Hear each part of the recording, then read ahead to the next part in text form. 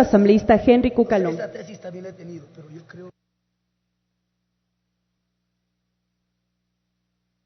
Señora Presidenta, señoras y señores legisladores, después de muchos años donde se discriminó y se linchó a la iniciativa privada, donde en una cadena de errores que se plasmaron en leyes han surtido un negativo efecto, después donde lamentablemente se atacó tanto a trabajadores como inclusive con acciones con empresarios en general, con un mensaje lesivo, con violaciones a la Constitución, ahora viene un proyecto que cambia de nombre a cada rato, que vamos escuchando las intervenciones aquí en la Asamblea, pueden ser membretes, pero el fondo es el mismo, es una medida parche, cuando lo que necesita el país es un cambio radical e integral del modelo económico, que es el problema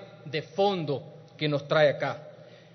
Una de las causas, porque no es solamente, como dice el informe, factores exógenos, y ahora para variar, fiel a la teoría de la dependencia, culpa del dólar, no podía ser de otra manera, pero una de las principales causas de esta problemática del desempleo es el modelo voraz y fracasado estatista. Ese mismo que creía que podía hacerlo absolutamente todo, que creía tener el rol protagónico en la economía, que creía que podía crear por sí ante sí el empleo, cuando lo que puede hacer es puestos burocráticos, porque es la empresa privada la que los debe crear. Ese que confundió su rol entre regular por estrangular al sector privado y que permanentemente denostó y menospreció esas iniciativas. En ese sentido, como un ejemplo, hace un año se aprobó la llamada Ley de Justicia Laboral, y en ese sentido, ¿se crearon más fuentes de trabajo? No, pero sí pasaron algunas cosas. Se le metió la mano a los trabajadores privados con el tema de las utilidades, violando flagrantemente la Constitución, artículo 328 de la Carta Magna. Y adicionalmente se quitó por una expectativa futuro el aporte del 40% al Fondo de Pensiones de Jubilación del Instituto Ecuatoriano de Seguridad Social. Y adicionalmente, por crear una estabilidad forzosa, se creó un arma de doble filo, que inclusive hasta el ministro actual lo reconoce, como lo han citado asambleístas, sin verificar el tipo, la modalidad y la forma de trabajo que pudiera existir, se lo puse y ya sabemos cuál fue el resultado de tamaño experimento: más desempleo. Las leyes son herramientas, por sí y ante sí no crean el trabajo, pero si van de la mano con un ambiente de seguridad jurídica y confianza, tantas veces señalado, efectivamente colaborarán en la reactivación productiva y laboral del país. De tal manera que nuestro reto, nuestra misión, el de todos, es proteger, por supuesto, el empleo existente y tomar todas las medidas para poder generar el empleo que tanto hace falta y que tanto requiere el país. Este proyecto, que cambia de nombre a cada rato, tiene entre lo positivo el tema de las pasantías, corrigiendo un error de la legislación anterior. Más vale tarde que nunca.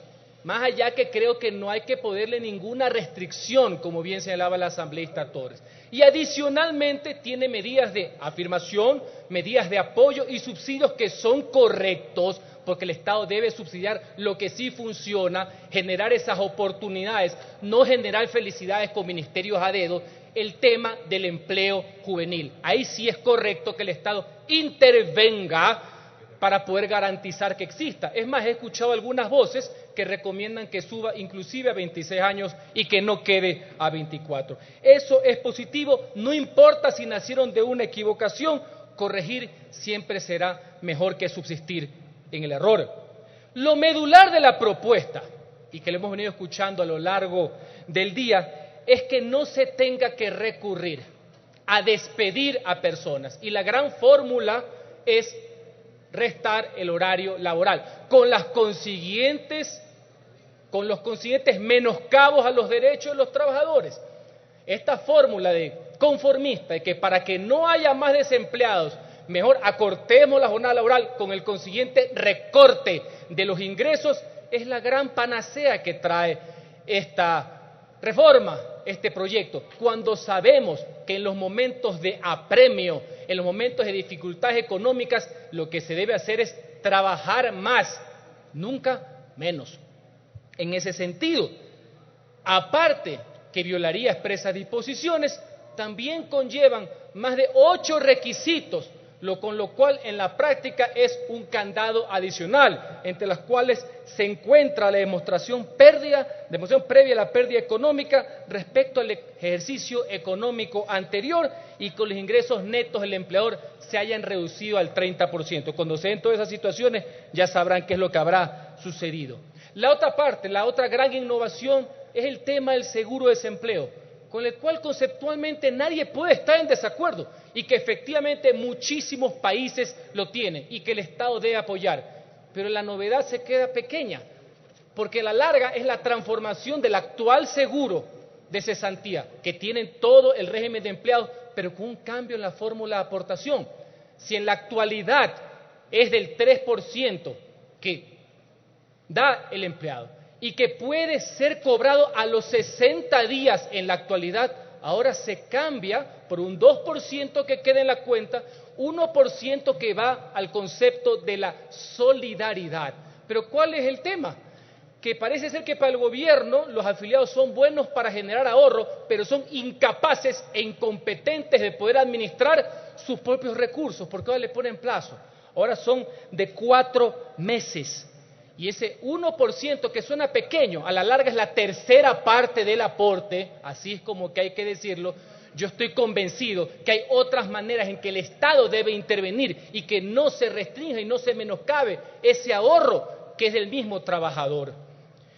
El principal problema de este 3% de la cuenta individual es que a la larga va a disminuir ineludiblemente el ahorro que va a tener cada uno de los empleados. Así que no hay novedad alguna en esta implementación. Hay que buscar otro mecanismo. Yo creo que el gobierno puede hacerlo, el Estado debe hacerlo. Podemos generar otras fórmulas de ahorro de este incesante gasto público que no les gusta escuchar, para que el ahorro individual, que haya sido suficientemente castigado, no lo sea también en esta oportunidad. Señora Presidenta, la salida a la crisis exige el aporte de todos. Para eso hay que renunciar a tanto ambiente de conflictividad que existe, tanta pelea, lucha estéril que no conlleva absolutamente a nada, solo a pérdida de tiempo, discusiones, actitudes beligerantes, pendencieras por decirlo menos con cualquiera que se cruce y que propician una lucha de clases, medio de PowerPoint para algunos, porque en la práctica no lo hacen, que no da el clima necesario para poder salir adelante. Y ante esto, no solamente cabe las medidas afirmativas de apoyo para el cambio laboral, hay un tema económico que es lo global, lo que cubre todo, que necesita urgentes cambios de forma radical, un modelo que no funciona.